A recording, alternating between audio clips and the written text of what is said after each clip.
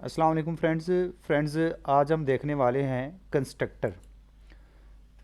Constructor इन inheritance, यानी inheritance में constructor किस तरीके से इस्तेमाल किए जाते हैं। आज की इस वीडियो लेक्चर में हम देखेंगे कुछ इंपॉर्टेंट चीज़ें हैं जो हम कंस्ट्रक्टर के हवाले से जानना बहुत ज़रूरी है कि हम इनहेरिटेंस में कंस्ट्रक्टर को इस्तेमाल कर सकते हैं।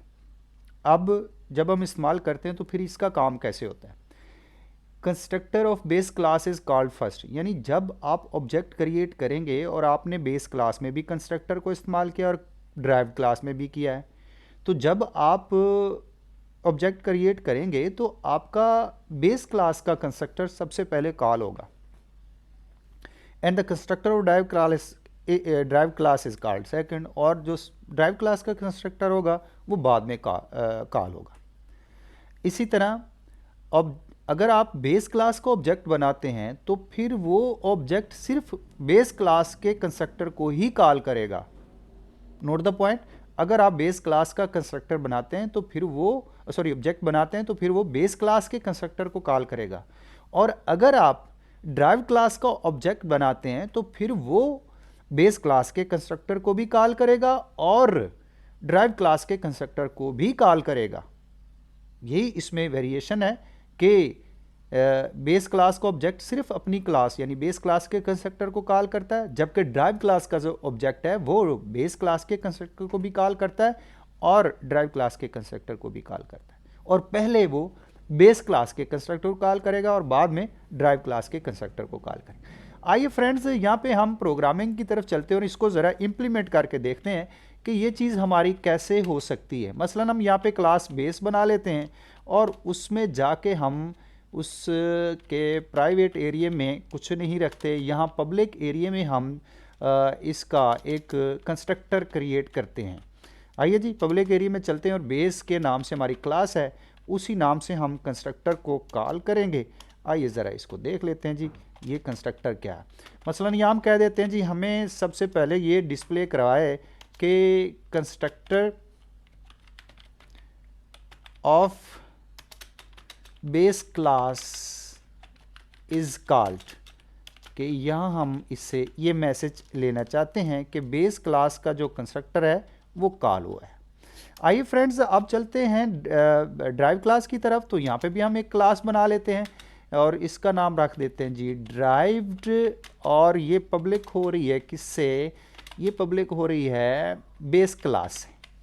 तो यहाँ हम चलते हैं इसके पब्लिक एरिया में भी, हम इसके प्राइवेट एरिया में भी कुछ नहीं रखते क्योंकि हमें इनसे कोई गर्ज नहीं है, तो लिहाजा हम चलते हैं पब्लिक एरिया में और पब्लिक एरिया में जाके हम इसका कंस्ट्रक्टर बना लेते हैं। तो आप देख रहे हैं कि ये ड्राइव क्लास है, इसका नाम है, तो मैं इसका नाम से ही इसका कंस्ट्रक्टर बना लेता हूँ और मैं यहाँ कह देता हूँ कि जी आपने मुझे डिस्प्ले करवाना है कि constructor of derived class is called, कि हमारा ड्राइव क्लास का कंस्ट्रक्टर कॉल हुआ है। एक थोड़ी सी फ्रेंड्स यहाँ पे हम कर लेते हैं कि जी यहाँ पे हम एंडल लगा देते हैं ताकि वो जब ये दोनों कॉल हों तो इनकी डिस्प्ले आए तो हमें सेपरेट लाइंस के ऊपर आए। आइए ज़रा मेन की तरफ चलते हैं फ्रेंड्स। या मेन में हमने जाके ये करना है कि जो कंस्ट्रक्टर है ऑब्जेक्ट है वो हम ड्राइव क्लास का ऑब्जेक्ट क्रिएट करेंगे।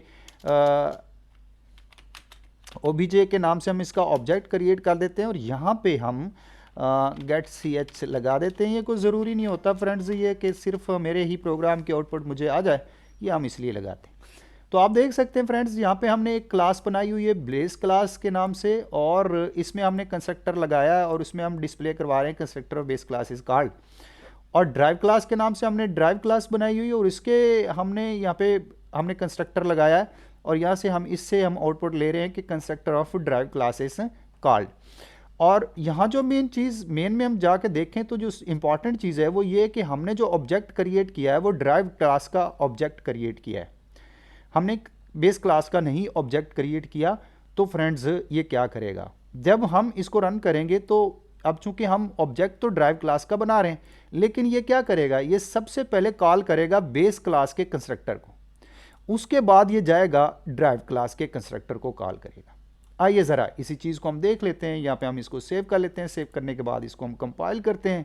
यहाँ आप देख सकते हैं कि यहाँ हमारे पास कोई एरर नहीं है और इसको अब हम रन करके देखते हैं। तो फ्रेंड्स आप यहाँ पे देख सकते हैं कि यहाँ पे हमें पहले जो लाइन आउटपुट में आ रही है वो constructor of base class is called, कि पहले बेस क्लास का कंस्ट्रक्टर कॉल हुआ है, उसके बाद सेकंड लाइन पे वो हमें दिखा रहा है कि constructor of drive class is called, और ड्राइव क्लास के कंस्ट्रक्टर को उसने बाद में कॉल किया है। तो ये फ्रेंड्स यही चीज़ है कि जब आप कंस्ट्रक्टर को इनहेरिटेंस में यूज़ करेंगे और स्पेशली आप ड्राइव क्लास का कंस्ट्रक्टर बनाएंगे, तो वो कंस्ट्रक्टर पहले बेस क्लास के कंस्ट्रक्टर ऑब्जेक्ट बनाएंगे तो वो बेस क्लास के कंस्ट्रक्टर को कॉल करेगा, बाद में ड्राइव क्लास के कंस्ट्रक्टर को कॉल करेगा।